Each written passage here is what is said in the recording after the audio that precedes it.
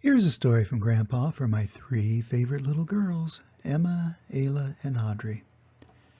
You spend a lot of time using crayons. Did you ever wonder if your crayons were happy about how they were being used, about whether they felt they were being used creatively? The author of this story wondered exactly that. He wrote a story in which each of the crayons tells the boy who owns them what they are unhappy about. And they have a lot to say. So here's the story. The Day the Crayons Quit. Written by Drew Daywalt. Pictures by Oliver Jeffers. One day in class, Duncan went to take out his crayons and found a stack of letters with his name on them. "Hey, Duncan, it's me, Red Crayon. We need to talk. You make me work harder than any of your other crayons. All year long I wear myself out coloring fire engines, apples, strawberries, and everything else that's red. I even work on holidays. I have to color all the Santas at Christmas and all the hearts on Valentine's Day. I need a rest. Your overworked friend, Red Crayon." Dear Duncan, all right, listen. I love that I'm your favorite crayon for grapes, dragons, and wizards' hats, but it makes me crazy that so much of my gorgeous color goes outside the lines. If you don't start coloring inside the lines soon, I'm going to completely lose it. Your very neat friend, Purple Crayon. Dear Duncan, I'm tired of being called light brown or dark tan because I am neither. I am beige, and I am proud. I'm also tired of being second place to Mr. Brown Crayon. It's not fair that Brown gets all the bears and ponies and puppies, while the only things I get are turkey dinners, if I'm lucky, and wheat. And let's be honest, when was the last time you saw a kid excited about coloring wheat? Your beige friend, Beige Crayon. Duncan, Gray Crayon here. You're killing me. I know that you love elephants, and I know that elephants are gray, and that's a lot of space to color in all by myself. And don't even get me started on your rhinos and hippos and humpback whales. You know how tired I am after handling one of those things? Such big animals.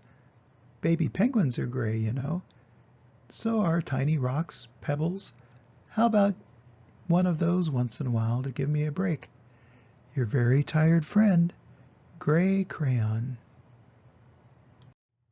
Dear Duncan, you color with me, but why?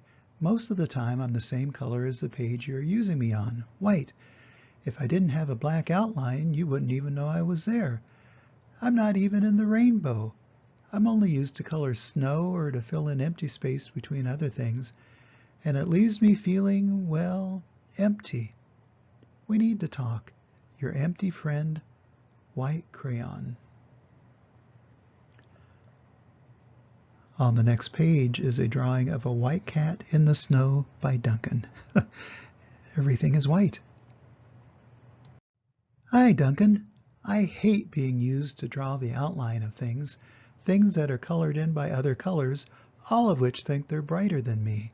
It's not fair when you use me to draw a nice beach ball and then fill in the colors of the ball with all the other crayons.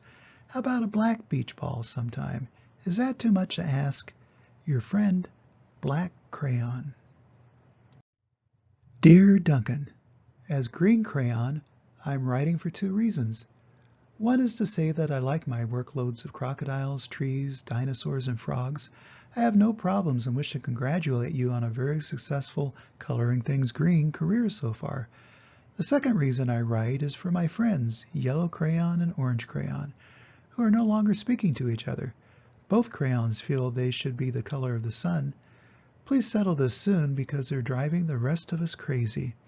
Your happy friend, Green Crayon. Dear Duncan, Yellow Crayon here. I need you to tell Orange Crayon that I am the color of the sun. I would call him, but we are no longer speaking, and I can prove I'm the color of the sun too. Last Tuesday, you used me to color in the sun on your Happy Farm coloring book.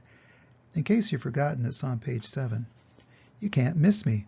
I'm shining down brilliantly on a field of yellow corn. Your pal in the true color of the sun, yellow crayon. Dear Duncan, I see yellow crayon already talked to you, the big whiner. Anyway, could you please tell Mr. Tattletale that he is not the color of the sun? I would, but we're no longer speaking.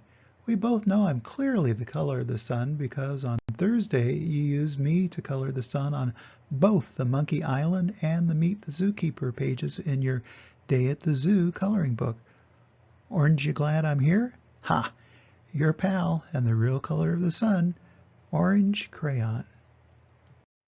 Dear Duncan, it's been great being your favorite color this past year and the year before and the year before that. I've really enjoyed all these oceans, lakes, rivers, raindrops, rain clouds, and clear skies. But the bad news is that I'm so short and stubby I can't even see over the railing in the crayon box anymore. I need a break. Your very stubby friend, Blue Crayon. Duncan, okay, listen here, kid. You have not used me once in the past year. It's because you think I'm a girl's color, isn't it?